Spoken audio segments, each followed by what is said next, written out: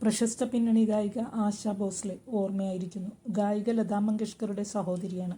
Grammy പുരസ്കാരത്തിന് നാമനിർദ്ദേശം ചെയ്യപ്പെട്ട ആദ്യ ഇന്ത്യൻ ഗായികയാണ് ആശാ ഭോസ്ലെ.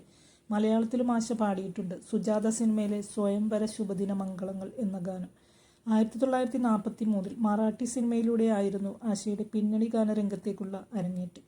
ഹിന്ദിയിൽ 1945 ബഡീമ എന്ന ചിത്രത്തിലാണ് ആദ്യം പാടിയതെങ്കിലും 1948 റിലീസായ ചുനാരിയാണ് ഗായികയുടെ ആദ്യ ഹിന്ദി ചിത്രമായി അറിയപ്പെടുന്നത്. ആശ ഹിന്ദി പിന്നണി ഗാനരംഗത്ത് എത്തുമ്പോൾ ചേച്ചി ലത ഹിന്ദി സിനിമ പിന്നണി ഗാനരംഗത്തെ താരമായി മാറിയിരുന്നു.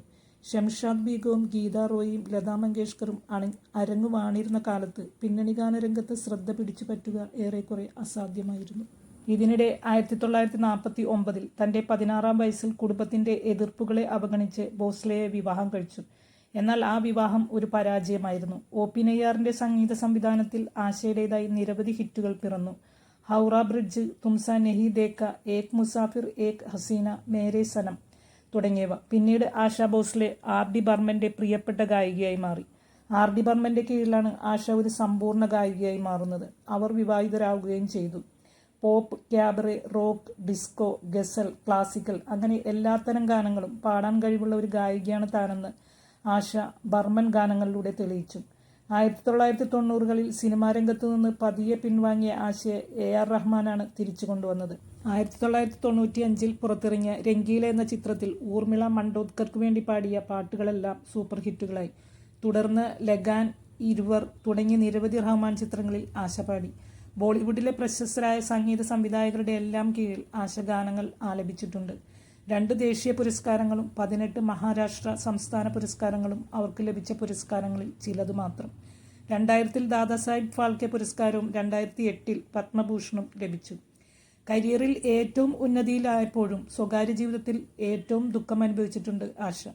പീഡനവും മോശം പെരുമാറ്റവുമാണ് തനിക്ക് ഭോസ്ലെയുമായുള്ള വിവാഹബന്ധത്തിൽ നിന്ന് കിട്ടിയതെന്ന് അവർ തുറന്നു പറഞ്ഞിട്ടുണ്ട്. 3 മക്കളാണ് ആ ബന്ധത്തിൽ ഉണ്ടായിരുന്നത്. പരേതരായ വർഷയും ഹേമന്തും, പിന്നെ ആനന്ദ് എന്ന മറ്റൊരു മകനും. ആനന്ദിനെ ഗർഭിണിയായിരിക്കുമ്പോൾ അവർക്ക് ഭർതൃഗൃഹത്തിൽ നിന്ന് ഇറങ്ങിപ്പോരേണ്ടി വന്നു. പക്ഷേ അവർ ആരെയും കുറ്റപ്പെടുത്തിയില്ല. മിസ്റ്റർ ഭോസ്ലെയെ താൻ കല്യാണം കഴിച്ചില്ലായിരുന്നെങ്കിൽ തനിക്ക് ഈ 3 കുട്ടികൾ ഉണ്ടാകുമായിരുന്നില്ല എന്നാണ് അവർ പ്രതികരിച്ചത്. പിന്നെ സംഗീത സംവിധായകൻ ആർ.ഡി. ബർമനെ വിവാഹം കഴിച്ചെങ്കിലും ആ ബന്ധവും വേർപിരിഞ്ഞു. എങ്കിലും പരസ്പരമുള്ള സ്നേഹവും ബഹുമാനവും ബർമൻ്റെ മരണം വരെ അവർ തുടർന്നു. പാട്ടാണ് തൻ്റെ ജീവിതം, പാടി മരിക്കുക എന്നതാണ് തൻ്റെ അവസാന ആഗ്രഹം എന്ന് അവർ കപ്പിൾ ഓഫ് തിങ്സ് എന്ന പോഡ്കാസ്റ്റിൽ പറഞ്ഞിരുന്നു. നിങ്ങൾക്ക് എൻ്റെ വീഡിയോ ഇഷ്ടമായെങ്കിൽ ലൈക്ക് ചെയ്യുക. ഇതുപോലുള്ള സിനിമാ വാർത്തകൾക്കും റിവ്യൂസിനുമായി എൻ്റെ വീഡിയോ സബ്സ്ക്രൈബ് ചെയ്യുക. എൻ്റെ വീഡിയോ കണ്ടതിൽ ഒരുപാട് സന്തോഷം. ഇനിയും നല്ലൊരു വീഡിയോയുമായിട്ട് വരാം. അതുവരെ ബായ്.